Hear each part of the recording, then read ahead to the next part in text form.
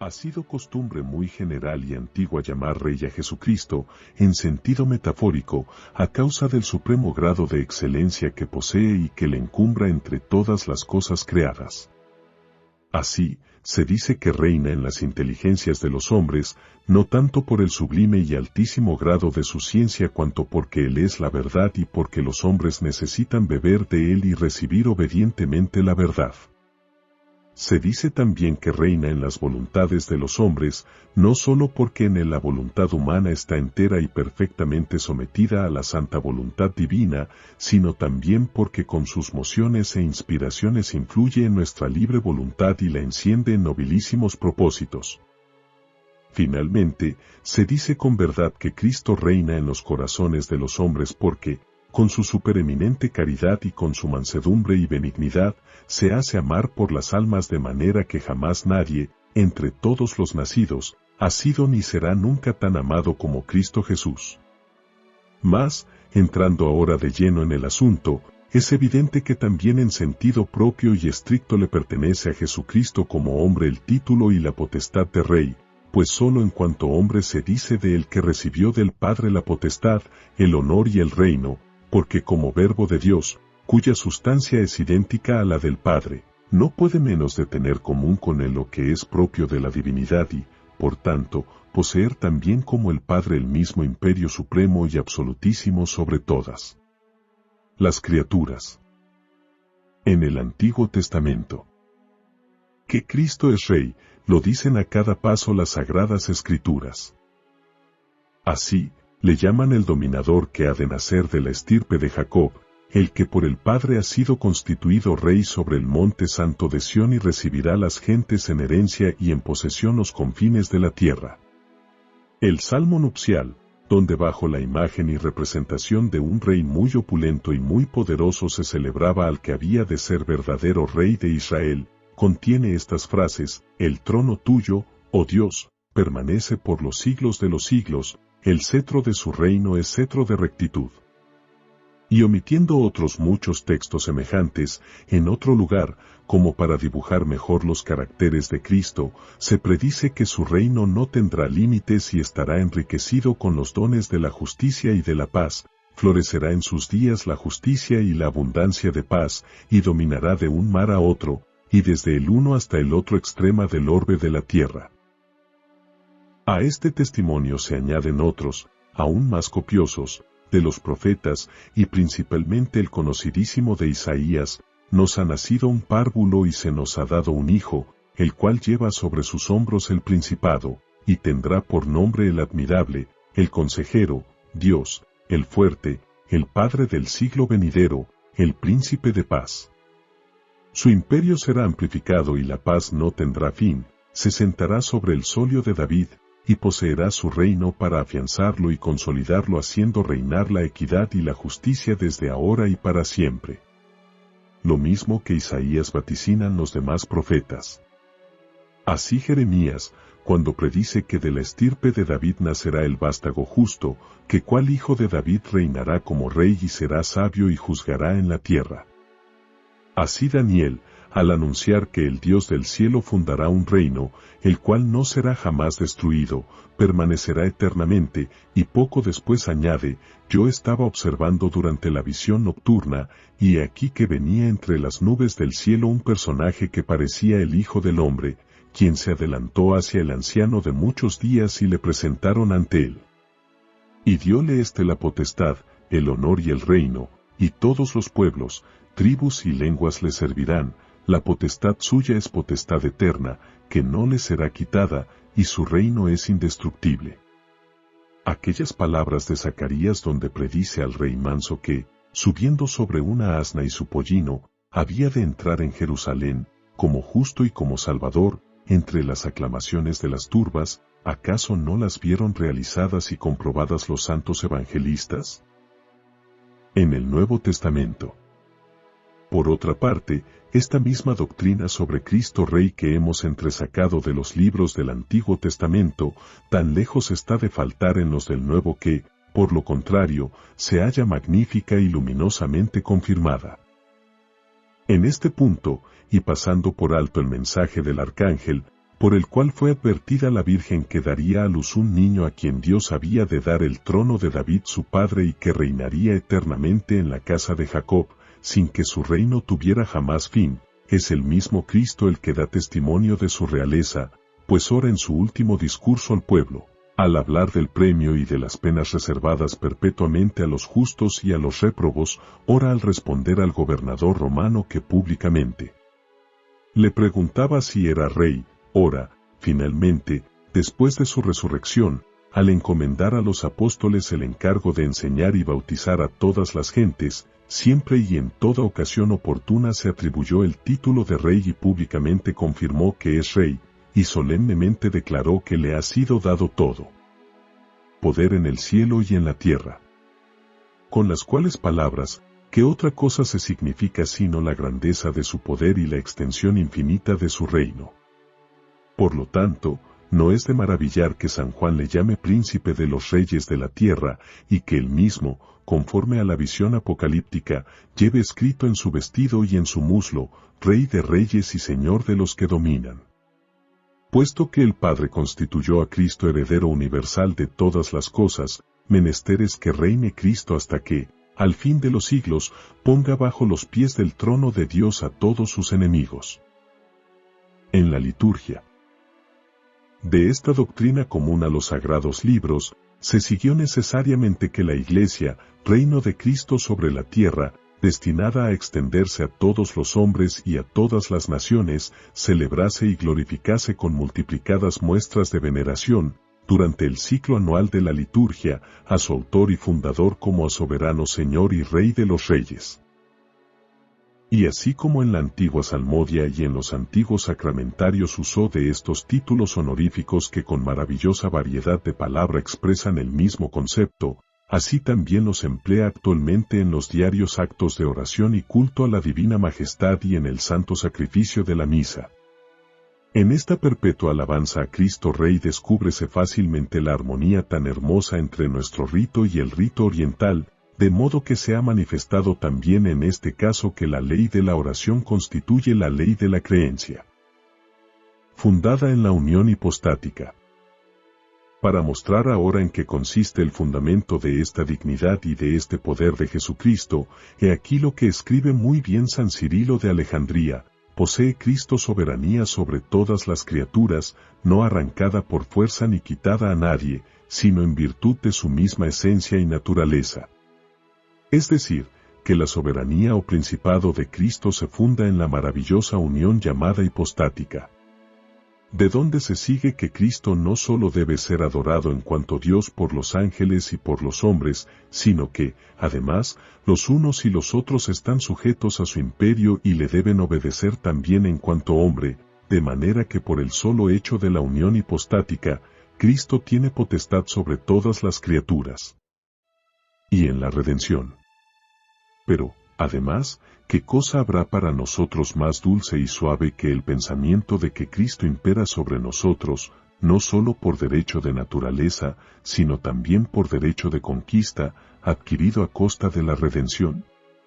Ojalá que todos los hombres, harto olvidadizos, recordasen cuánto le hemos costado a nuestro Salvador. Fuisteis rescatados no con oro o plata, que son cosas perecederas, sino con la sangre preciosa de Cristo, como de un cordero inmaculado y sin tacha. No somos, pues, ya nuestros, puesto que Cristo nos ha comprado por precio grande, hasta nuestros mismos cuerpos son miembros de Jesucristo. Carácter de la realeza de Cristo. Triple potestad. Viniendo ahora a explicar la fuerza y naturaleza de este principado y soberanía de Jesucristo, indicaremos brevemente que contiene una triple potestad, sin la cual apenas se concibe un verdadero y propio principado. Los testimonios, aducidos de las Sagradas Escrituras, acerca del imperio universal de nuestro Redentor, prueban más que suficientemente cuanto hemos dicho, y es dogma, además, de fe católica, que Jesucristo fue dado a los hombres como Redentor, en quien deben confiar, y como legislador a quien deben obedecer. Los santos evangelios no solo narran que Cristo legisló, sino que nos lo presentan legislando. En diferentes circunstancias y con diversas expresiones dice el Divino Maestro que quienes guarden sus preceptos demostrarán que le aman y permanecerán en su caridad. El mismo Jesús, al responder a los judíos, que le acusaban de haber violado el sábado con la maravillosa curación del paralítico, afirma que el Padre le había dado la potestad judicial, porque el Padre no juzga a nadie, sino que todo el poder de juzgar se lo dio al Hijo. En lo cual se comprende también su derecho de premiar y castigar a los hombres, aun durante su vida mortal, porque esto no puede separarse de una forma de juicio. Además, debe atribuirse a Jesucristo la potestad llamada ejecutiva, puesto que es necesario que todos obedezcan a su mandato, potestad que a los rebeldes inflige castigos, a los que nadie puede sustraerse. Campo de la realeza de Cristo. En lo espiritual. Sin embargo, los textos que hemos citado de la Escritura demuestran evidentísimamente, y el mismo Jesucristo lo confirma con su modo de obrar, que este reino es principalmente espiritual y se refiere a las cosas espirituales. En efecto, en varias ocasiones, cuando los judíos, y aun los mismos apóstoles, imaginaron erróneamente que el Mesías devolvería la libertad al pueblo y restablecería el reino de Israel, Cristo les quitó y arrancó esta vana imaginación y esperanza. Asimismo, cuando iba a ser proclamado rey por la muchedumbre, que, llena de admiración, le rodeaba, él rehusó tal título de honor huyendo y escondiéndose en la soledad. Finalmente, en presencia del gobernador romano manifestó que su reino no era de este mundo. Este reino se nos muestra en los evangelios con tales caracteres, que los hombres, para entrar en él, deben prepararse haciendo penitencia y no pueden entrar sino por la fe y el bautismo, el cual, aunque sea un rito externo, significa y produce la regeneración interior. Este reino únicamente se opone al reino de Satanás y a la potestad de las tinieblas, y exige de sus súbditos no sólo que, despegadas sus almas de las cosas y riquezas terrenas, guarden ordenadas costumbres y tengan hambre y sed de justicia, sino también que se nieguen a sí mismos y tomen su cruz. Habiendo Cristo, como Redentor, rescatado a la Iglesia con su sangre y ofreciéndose a sí mismo, como sacerdote y como víctima, por los pecados del mundo, ofrecimiento que se renueva cada día perpetuamente, quien no ve que la dignidad real del Salvador se reviste y participa de la naturaleza espiritual de ambos oficios. En lo temporal. Por otra parte, erraría gravemente el que negase a Cristo hombre el poder sobre todas las cosas humanas y temporales, puesto que el Padre le confirió un derecho absolutísimo sobre las cosas creadas, de tal suerte que todas están sometidas a su arbitrio.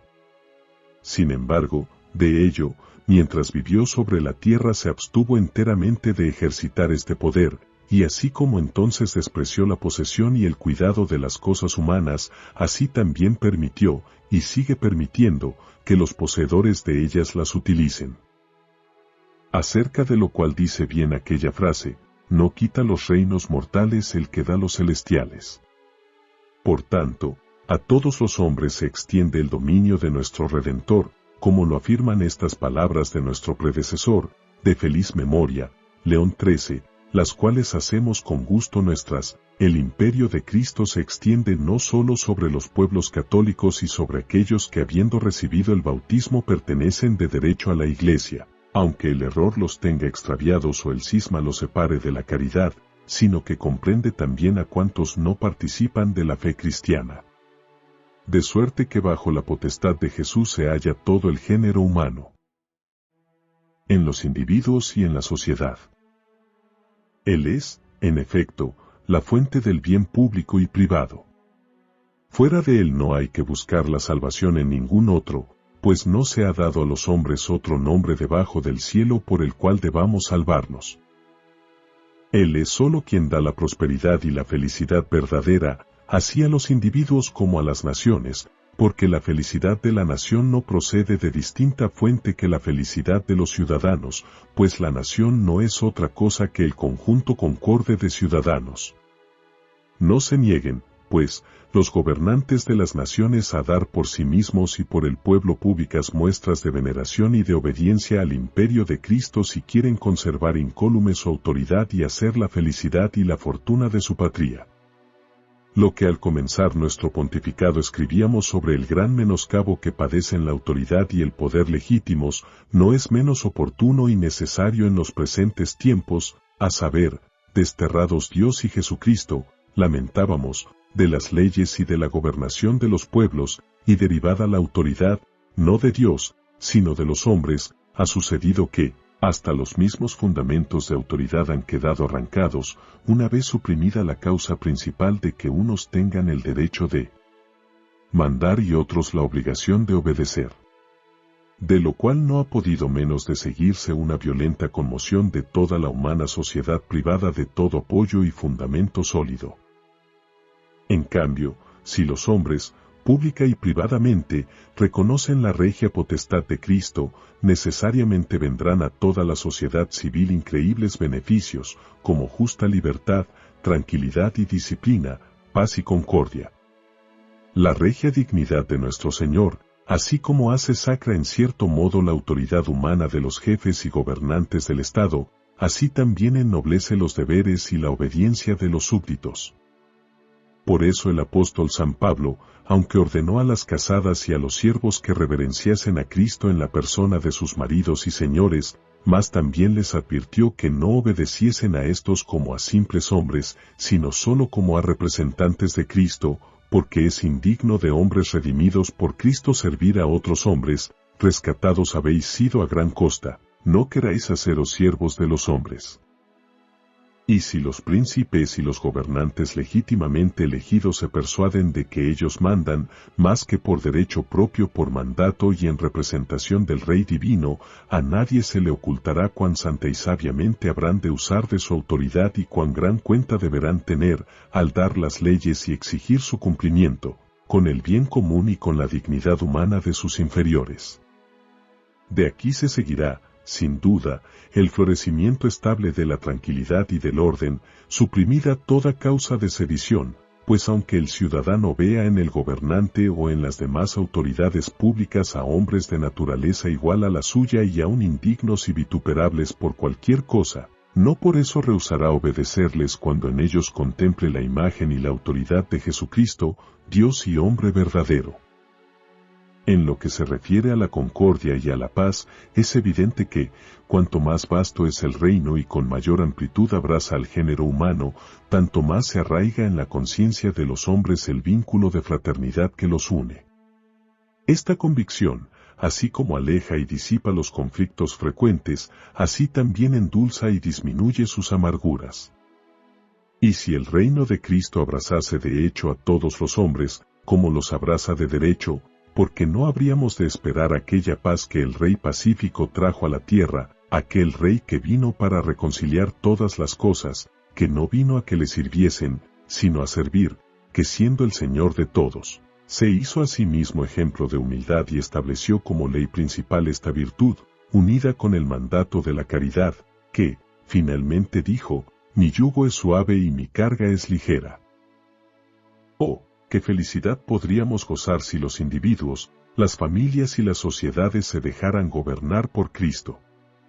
Entonces verdaderamente, diremos con las mismas palabras de nuestro predecesor León XIII dirigió hace 25 años a todos los obispos del orbe católico, entonces se podrán curar tantas heridas, todo derecho recobrará su vigor antiguo, volverán los bienes de la paz, caerán de las manos las espadas y las armas. Cuando todos acepten de buena voluntad el imperio de Cristo, cuando le obedezcan, cuando toda lengua proclame que nuestro Señor Jesucristo está en la gloria de Dios Padre. La fiesta de Jesucristo Rey. Ahora bien, para que estos inapreciables provechos se recojan más abundantes y vivan estables en la sociedad cristiana, necesario es que se propague lo más posible el conocimiento de la regia dignidad de nuestro Salvador, para lo cual nada será más eficaz que instituir la festividad propia y peculiar de Cristo Rey. Las fiestas de la Iglesia.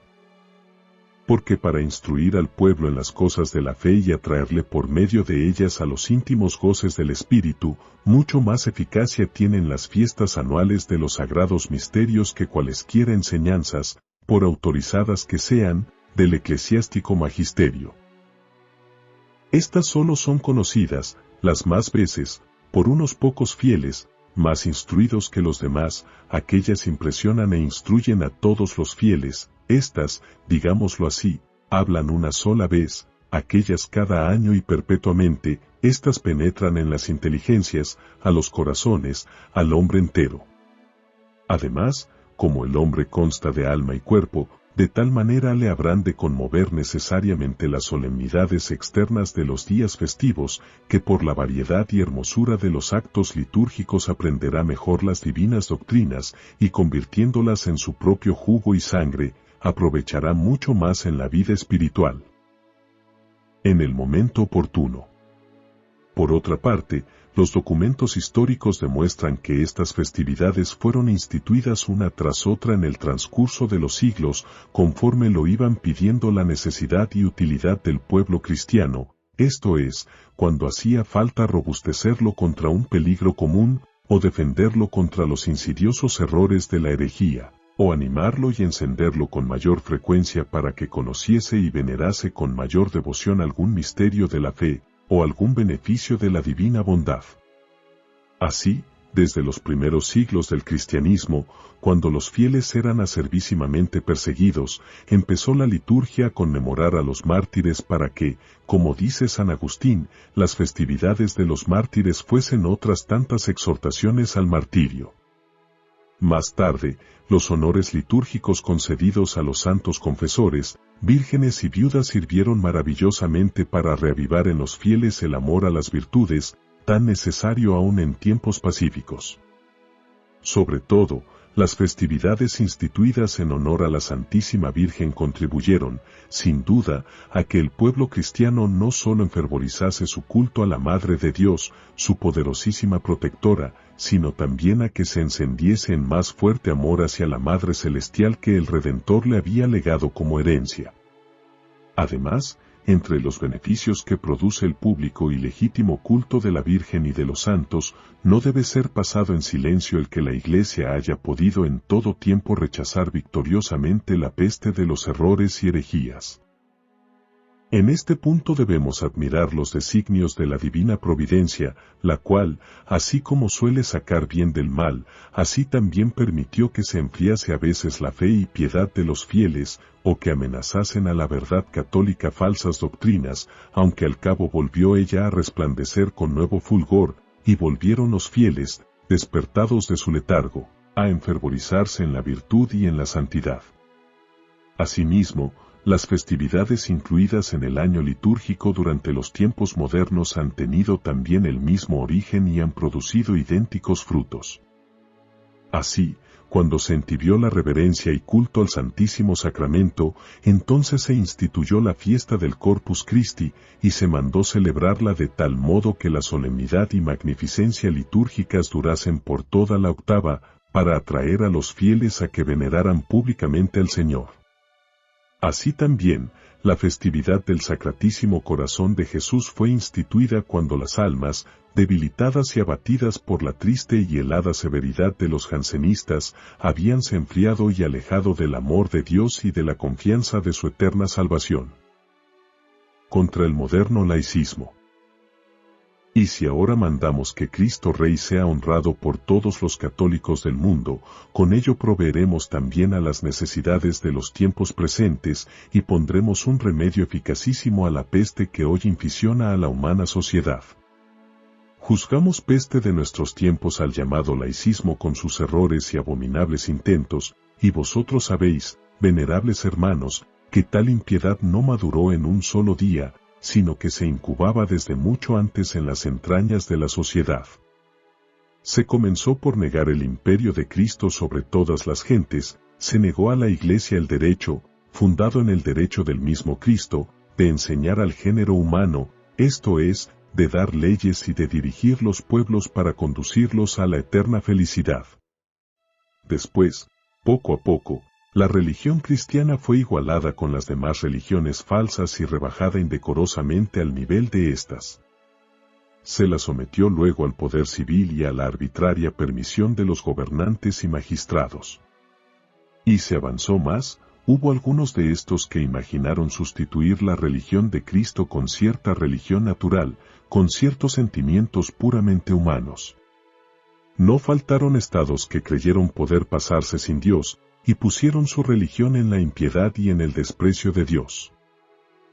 Los amarguísimos frutos que este alejarse de Cristo por parte de los individuos y de las naciones ha producido con tanta frecuencia y durante tanto tiempo, los hemos lamentado ya en nuestra encíclica Ubi Arcano, y los volvemos hoy a lamentar, al ver el germen de la discordia sembrado por todas partes, encendidos entre los pueblos los odios y rivalidades que tanto retardan, todavía, el restablecimiento de la paz, las codicias desenfrenadas, que con frecuencia se esconden bajo las apariencias del bien público y del amor patrio, y, brotando de todo esto, las discordias civiles, junto con un ciego y desatado egoísmo, solo atento a sus particulares provechos y comodidades y midiéndolo todo por ellas, destruida de raíz la paz doméstica por el olvido y la relajación de los deberes familiares, rota la unión y la estabilidad de las familias, y, en fin, sacudida y empujada a la muerte la humana sociedad. La fiesta de Cristo Rey. Nos anima, sin embargo, la dulce esperanza de que la fiesta anual de Cristo Rey, que se celebrará enseguida, impulse felizmente a la sociedad a volverse a nuestro amadísimo Salvador. Preparar y acelerar esta vuelta con la acción y con la obra sería ciertamente deber de los católicos, pero muchos de ellos parece que no tienen en la llamada convivencia social ni el puesto ni la autoridad que es indigno les falten a los que llevan delante de sí la antorcha de la verdad. Estas desventajas quizá procedan de la apatía y timidez de los buenos, que se abstienen de luchar o resisten débilmente, con lo cual es fuerza que los adversarios de la Iglesia cobren mayor temeridad y audacia. Pero si los fieles todos comprenden que deben militar con infatigable esfuerzo bajo la bandera de Cristo Rey, entonces, inflamándose en el fuego del apostolado, se dedicarán a llevar a Dios de nuevo los rebeldes e ignorantes, y trabajarán animosos por mantener incólumes los derechos del Señor. Además, para condenar y reparar de alguna manera esta pública apostasía, producida, con tanto daño de la sociedad, por el laicismo, ¿no parece que debe ayudar grandemente la celebración anual de la fiesta de Cristo Rey entre todas las gentes? En verdad, cuanto más se oprime con indigno silencio el nombre suavísimo de nuestro Redentor, en las reuniones internacionales y en los parlamentos, tanto más alto hay que gritarlo y con mayor publicidad hay que afirmar los derechos de su real dignidad y potestad. Continúa una tradición. ¿Y quién no echa de ver que ya desde fines del siglo pasado se preparaba maravillosamente el camino a la institución de esta festividad? Nadie ignora cuán sabia y elocuentemente fue defendido este culto en numerosos libros publicados en gran variedad de lenguas y por todas partes del mundo, y asimismo que el imperio y soberanía de Cristo fue reconocido con la piadosa práctica de dedicar y consagrar casi innumerables familias al Sacratísimo Corazón de Jesús. Y no solamente se consagraron las familias, sino también ciudades y naciones. Más aún, por iniciativa y deseo de León XIII fue consagrado al Divino Corazón todo el género humano durante el Año Santo de 1900. No se debe pasar en silencio que, para confirmar solemnemente esta soberanía de Cristo sobre la sociedad humana, sirvieron de maravillosa manera los frecuentísimos congresos eucarísticos que suelen celebrarse en nuestros tiempos, y cuyo fin es convocar a los fieles de cada una de las diócesis, regiones, naciones y aun del mundo todo, para venerar y adorar a Cristo Rey, escondido bajo los velos eucarísticos, y por medio de discursos en las asambleas y en los templos, de la adoración, en común, del augusto sacramento públicamente expuesto y de solemnísimas procesiones, proclamar a Cristo como Rey que nos ha sido dado por el cielo. Bien y con razón podría decirse que el pueblo cristiano, movido como por una inspiración divina, sacando del silencio y como escondrijo de los templos a aquel mismo Jesús a quien los impíos, cuando vino al mundo, no quisieron recibir, y llevándole como a un triunfador por las vías públicas, quiere restablecerlo en todos sus reales derechos. Coronada en el Año Santo. Ahora bien, para realizar nuestra idea que acabamos de exponer, el Año Santo, que toca a su fin, nos ofrece tal oportunidad que no habrá otra mejor, puesto que Dios, habiendo benignísimamente levantado la mente y el corazón de los fieles a la consideración de los bienes celestiales que sobrepasan el sentido, les ha devuelto el don de su gracia, o los ha confirmado en el camino recto, dándoles nuevos estímulos para emular mejores carismas. Ora, pues, atendamos a tantas súplicas como los han sido hechas, ora consideremos los acontecimientos del Año Santo, en verdad que sobran motivos para convencernos de que por fin ha llegado el día, tan vehementemente deseado, en que anunciemos que se debe honrar con fiesta propia y especial a Cristo como Rey de todo el género humano. Porque en este año, como dijimos al principio, el Rey Divino, verdaderamente admirable en sus santos, ha sido gloriosamente magnificado con la elevación de un nuevo grupo de sus fieles soldados al honor de los altares. Asimismo, en este año, por medio de una inusitada exposición misional, han podido todos admirar los triunfos que han ganado para Cristo sus obreros evangélicos al extender su reino.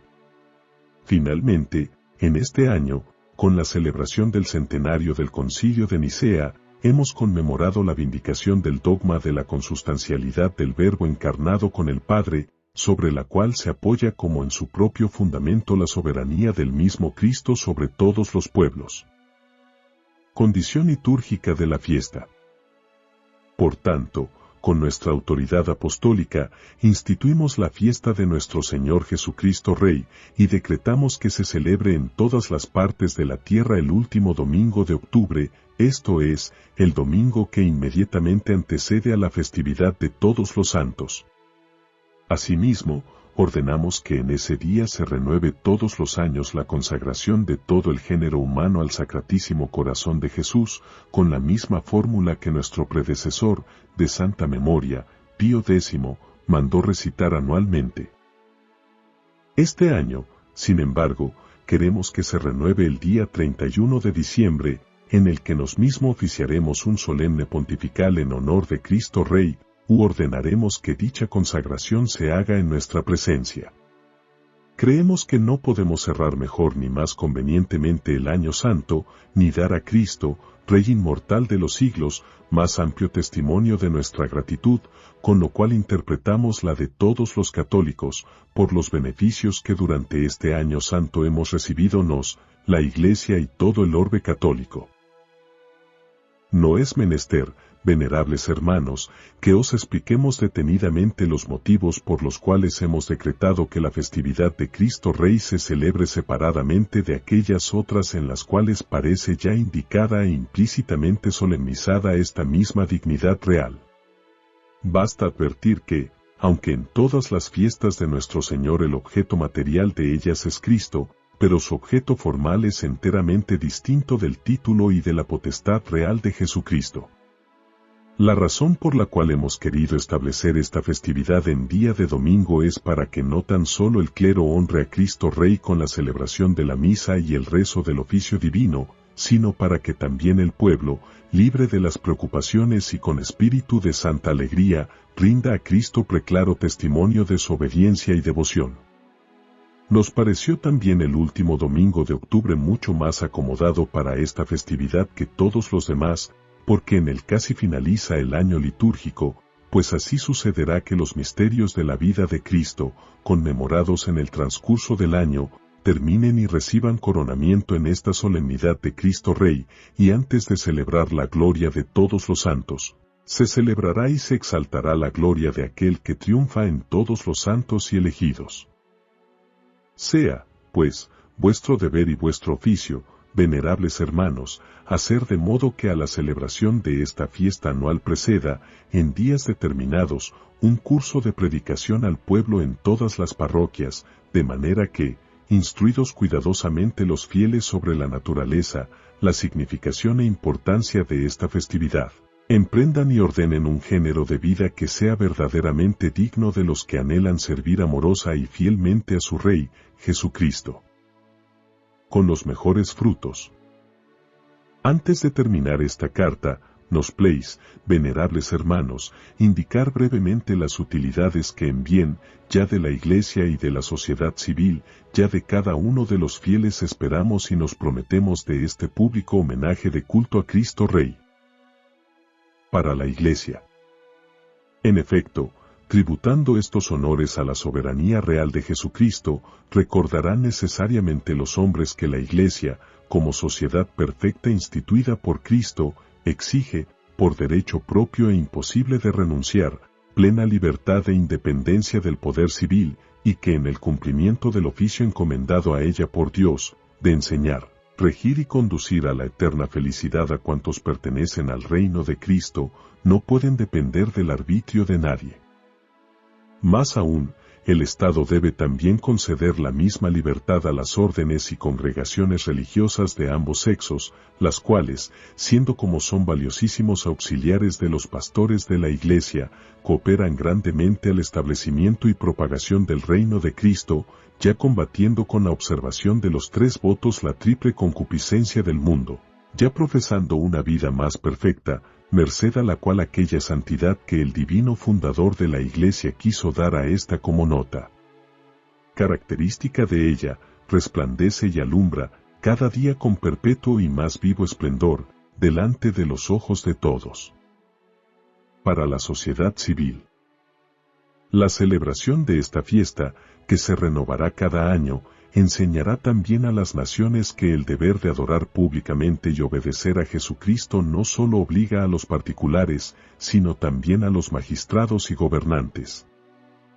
A estos les traerá a la memoria el pensamiento del juicio final, cuando Cristo, no tanto por haber sido arrojado de la gobernación del Estado cuanto también aún por solo haber sido ignorado o menospreciado, vengará terriblemente todas estas injurias, pues su regia dignidad exige que la sociedad entera se ajuste a los mandamientos divinos y a los principios cristianos, ora al establecer las leyes, ora al administrar justicia, ora finalmente al formar las almas de los jóvenes en la sana doctrina y en la rectitud de costumbres. Es, además, maravillosa la fuerza y la virtud que de la meditación de estas cosas podrán sacar los fieles para modelar su espíritu según las verdaderas normas de la vida cristiana. Para los fieles. Porque si a Cristo nuestro Señor le ha sido dado todo poder en el cielo y en la tierra, si los hombres, por haber sido redimidos con su sangre, están sujetos por un nuevo título a su autoridad, si, en fin, esta potestad abraza a toda la naturaleza humana, claramente se ve que no hay en nosotros ninguna facultad que se sustraiga a tan alta soberanía. Es, pues, necesario que Cristo reine en la inteligencia del hombre, la cual, con perfecto acatamiento, ha de asentir firme y constantemente a las verdades reveladas y a la doctrina de Cristo. Es necesario que reine en la voluntad, la cual ha de obedecer a las leyes y preceptos divinos. Es necesario que reine en el corazón, el cual, posponiendo los efectos naturales, ha de amar a Dios sobre todas las cosas, y sólo a Él estar unido. Es necesario que reine en el cuerpo y en sus miembros, que como instrumentos, o en frase del apóstol San Pablo, como armas de justicia para Dios, deben servir para la interna santificación del alma. Todo lo cual, si se propone a la meditación y profunda consideración de los fieles, no hay duda que éstos se inclinarán más fácilmente a la perfección. Haga el Señor, venerables hermanos, que todos cuantos se hallan fuera de su reino deseen y reciban el suave yugo de Cristo, que todos cuantos por su misericordia somos ya sus súbditos e hijos llevemos este yugo no de mala gana, sino con gusto, con amor y santidad, y que nuestra vida, conformada siempre a las leyes del reino divino, sea rica en hermosos y abundantes frutos, para que, siendo considerados por Cristo como siervos buenos y fieles, lleguemos a ser con Él participantes del reino celestial, de su eterna felicidad y gloria. Estos deseos que nos formulamos para la fiesta de la Navidad de nuestro Señor Jesucristo, sean para vosotros, venerables hermanos, prueba de nuestro paternal afecto, y recibid la bendición apostólica, que en prenda de los divinos favores os damos de todo corazón, a vosotros, venerables hermanos, y a todo vuestro clero y pueblo. Dado en Roma, junto a San Pedro, el 11 de diciembre de 1925, año cuarto de nuestro pontificado.